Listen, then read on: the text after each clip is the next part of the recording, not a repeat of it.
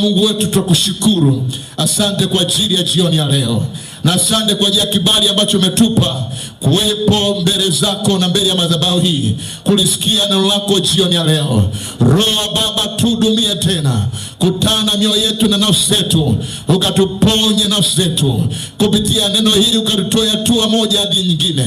Neno lako linaweza likaganga mioyo, neno lako linaweza likabadilisha, neno lako linaweza likaleta wokovu kwa jina la Yesu Kristo aliye hai.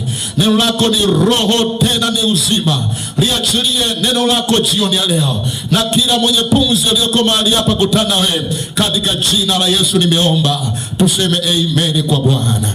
Nasema tuseme amen kwa Bwana. Kutoka aibu hadi utukufu, kutoka aibu hadi utukufu. Aibu, nianze na neno hili aibu. Aibu maana yake nini? Aibu maana yake nini? Aibu ni hali ya kupoteza heshima. Ni hali ya kupoteza heshima. Mtu aliyepoteza heshima, kinachotokea anakuwa na hali ya aibu kwenye maisha yake. Kwa hiyo aibu ni hali ya kupoteza heshima, na kama mtu amepoteza heshima anakuwa na aibu kwenye maisha yake. Lakini aibu maana yake nini? Aibu ni hali ya kujiona mwenye hatia au najisi. Unajiona mwenye hatia au najisi. Aibu mtu anakuwa na hali, anajiona kwamba yeye ni najisi, ni mchafu, na kwa maneno mengine huaga anajitenga na watu, anajiona hafai, anajiona hawezi kukaa na watu. Tunaanza tukakumbuka kuna kisa cha mtu ambaye mwanamke alikuwa anatokwa na damu kwa muda wa miaka 12. Biblia inaonyesha alikuwa anaonekana najisi, anajiona ni mchafu, hawezi kukaa na watu. Kwa hiyo hali ya aibu inapelekea mtu kujiona ni mwenye hatia, mwenye makosa, na hawezi kukaa na watu. Lakini pia neno aibu inamaanisha ni hali ya kukataliwa. Hali ya kukataliwa na Mungu au kukataliwa na jamii. Kukataliwa na Mungu au kukataliwa na jamii. Mtu mwenye aibu anajiona ni mtu aliyekataliwa, ni mtu ambaye anaona inawezekana Mungu amemkataa, Mungu hayupo pamoja na yeye. Kwa hiyo anajiona katika hali ya aibu, hali ya kukataliwa na Mungu au kukataliwa na jamii. Lakini pia tunaposema neno aibu maana yake nini? Aibu ni hali ya fedheha. Fedheha au kufedheheshwa. Hali ya fedheha au kufedheheshwa. Okay. Kufanyiwa kitendo hadharani na unajisikia kwamba umefedheheshwa. Ukristo wetu ambao tuko nao leo, mitume na manabii walipokuwa wanatumiwa na Mungu, walifika mahali walifedheheshwa. Kama kina Petro, kuna saa walivuliwa nguo, wakapelekwa masokoni, wakafanyiwa fedheha mbele za watu. Kwa hiyo unakuta ni kitendo kile mtu anafanyiwa hadharani, anajisikia anafedheheshwa kabisa na kuwa mwenye fadhaa. Na tunaweza tukaona neno hili kitabu cha Mwanzo sura yake ili ya 3 na mstari wake wa 7. Kitabu cha Mwanzo sura ya 3 mstari wake wa 7. Mwanzo sura ya 3 mstari wake wa 7. Neno linasema wakafumbuliwa macho wote wawili, wakajua kuwa wako uchi, wakashona majani ya mtini, wakajifanyia nguo. Hapa tunaona Adamu na Hawa walipokuwa wametenda dhambi, waliona aibu, wakaanza kukimbia kwenye bustani, wakaanza kukimbia mahali pale Mungu alipaweka, wakaanza kukimbia. Moja ya kitu ambacho kinaleta aibu kwenye maisha ya mtu kinaitwa dhambi. Dhambi inaleta fadheha, dhambi inaleta aibu, dhambi inamletea mtu hali ya kujiona najisi, ya kujiona hafai. Dhambi inafanya mtu akimbie uso wa Mungu. Dhambi inafanya mtu afike mahali ajione hafai hata kukaa na watu. Lakini leo tunalo neno la Bwana. Yuko mtu aliyekataliwa, yuko mtu aliyefedheheshwa, yuko mtu aliyetengwa na jamii, yuko mtu ambaye watu walimkataa, yuko mtu ambaye watu walimuona hafai wakamkataa. Biblia inasema Yesu alikataliwa kwa ajili yetu. Yesu alitemewa mate kwa ajili yetu. Yesu alibeba huzuni kwa ajili yetu. Tunawezaje kutoka katika hali ya aibu na kwenda kwenye utukufu? Tunamtazama Yesu aliyefedheheshwa kwanza, aliyekataliwa kwanza. Nataka niseme nini jioni ya leo? Kuna kukataliwa alafu kuna kukubaliwa katika jina la Yesu. Nasema kuna kukataliwa na kuna kukubaliwa katika jina la Yesu. Yesu alikataliwa kwa ajili ya makosa yetu, alikataliwa kwa ajili ya dhambi zetu, lakini Mungu alimwadhimisha mno, baadaye akamkirimia jina linalopita majina yote, katika jina la Yesu aliye hai. Nisaidie kusema ameni kwa Yesu Kristo aliye hai. Kwa Yesu alikataliwa. Kama kuna mtu anakukataa leo, ajawa wa kwanza. Yesu alikataliwa, lakini alivyokataliwa heshima ilikuja baadaye. Rose Muhando aliwahi kuimba akasema, waliokuzalau siku moja atakusalimia kwa heshima. Kuna majira ya kudharauliwa, kuna majira kuonekana duni, lakini kuna majira ya kuinuliwa katika jina la Yesu. Huyu Yesu aliyekataliwa, huyu Yesu aliyefanyiwa dhihaka, Biblia inasema Mungu akamwadhimisha mno.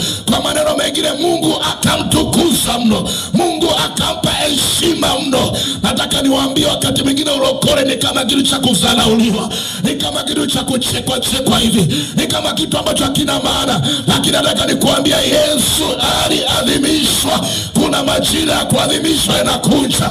Hata kama walikudharau, Yesu wako na nguvu ya kukuinua katika jina la Yesu.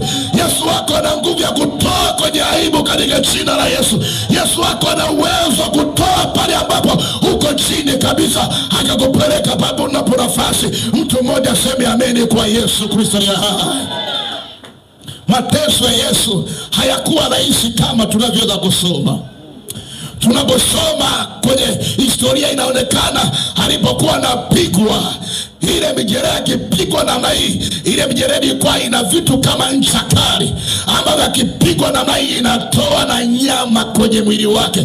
Kwa utaona mwili wake unatolewa mpaka nyama. Akipigwa mijeledi namna hii, nyama zinatoka, kwa damu inaanza kumwagika. Haikuwa rahisi, lakini tunavyoweza kusema kwa kupigwa kwake tumepona. Ni kweli tuna haki ya kutembea na uponyaji, kwa sababu alipigwa kwa ajili yetu, alizarauliwa kwa ajili yetu. Hata niseme heshima inakuja, heshima inakuja, utukufu unakuja, utukufu unakuja, kwa sababu alipigwa kwa ajili yetu. Mtu mmoja seme ameni kwa Yesu Kristo aliye hai. Hauna haja ya kubaki na ile hali ya ugonjwa, na ile hali ya kusema ila kwangu. Hauna haja ya kukaa kusema ugonjwa huu utaniua. Neno la Mungu nasema alipigwa kwa ajili yetu, alisulubiwa kwa ajili yetu. Unatokaje kwenye aibu hiyo? Yesu alipigwa kwa ajili yako. Aya anasema Yesu alipigwa kwa ajili yako. Yesu aliteswa kwa ajili yako. Yesu alifanyia dhihaka kwa ajili yako. Yesu alifedheheshwa kwa ajili yako. Unaweza ukatoka kwenye huzuni katika jina la Yesu Kristo aliye hai. Isaidie kumwambia jirani yako, usijifiche. Dhambi huleta aibu. Isaidie kumpigia tena Yesu makofi. Biblia inatuambia huyu Adamu 3:5 alipotenda dhambi kwenye bustani ya Edeni, alisikia aibu. Aliposikia aibu akakimbia kujificha. Mtu anayejificha anaona aibu, anakosa ujasiri, kwa anajificha asionekane. Lakini je, ni nani anaweza kujificha mbele za uso wa Mungu? Zaburi ya 138 mstari wa kwanza sema, niende wapi nijiepushe na uso wako? Hatuwezi kujificha kwa aliyetuumba. Mbele zake tuko wazi, mbele zake tunaonekana kila mahali. Moja ya tatizo naloleta aibu leo, naloleta fedheha leo, inaitwa dhambi. Yesu alikufa kwa ajili ya dhambi. Yesu alikufa kwa ajili ya makosa yetu. Yesu aliteswa kwa ajili yetu. Ndio maana nataka hicho kitu ulichokalia kesho usikalie. Kuna mtu nataka aibu iondoke. Kuna mtu nataka mizigo iondoke. Kuna Kuna mtu nataka kilio kiondoke, na Yesu ameachilia hiyo mamlaka ndani yetu. Yesu alikuja ili aiondoe aibu. Wakati Adamu anakimbia kwa bustani ya Edeni, Mungu alikuja anasema uko wapi? Mungu anayetupenda bado anakuja. Hata kama amemkosea Mungu anataka urudi kwake. Anakuja, sauti yake hii anataka urudi kwake. Anataka uende viwango vingine kwake. Anataka uondoke kwenye aibu. Anasema uko wapi? Uko wapi? Anaenda kwa Adamu, anajificha kwa sababu ya kutenda dhambi. Nisikize nikwambie jioni leo, aibu ni matokeo ya dhambi, lakini Yesu amekuja atupe utukufu.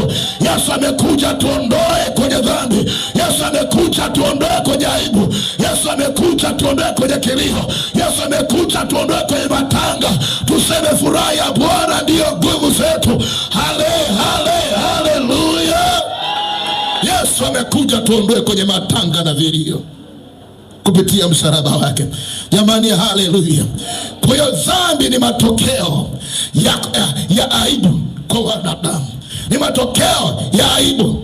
Ikiwa kuna kitu kinakuletea aibu ni dhambi, lakini Yesu amekuja atuondolee na aibu. Nisaidie kumwambia jirani yako kwamba Yesu amekuja atuondolee na aibu kwa jina la Yesu. Mwambie tena na wapili, mwambie Yesu amekuja atuondolee na aibu. Yesu amekuja tuondolee na aibu kupitia kifo chake. Kifo cha Yesu ni cha thamani. Msalaba ni wa thamani kwetu. Kesho nitaongea zaidi. Msalaba ulikuwa ni adhabu ya aibu na laana. Msalaba ulikuwa unaonekana ni jambo la adhabu na aibu na laana. Adhabu ambao walifanyiwa wahalifu, walifanyiwa wezi wakubwa. Katika Agano la Kale ilikuwa inaonekana ni watu ambao ni wezi, watu ambao ni majambazi, watu ambao ni wezi wahalifu ndio walipaswa wabebe msalaba. Msalaba ilikuwa ni njia ya kudhalilisha watu hadharani. Ilikuwa ni jambo la kudhalilisha watu hadharani, kuwafanya watu wafedheheke. Unaweza kaona Kumbukumbu la Torati 21:23. Ni vizuri kusoma neno. Kumbukumbu la Torati 21:23. 21:23. Inaonekana ilikuwa ni jambo la kudhalilisha msalaba, jambo la fedheha.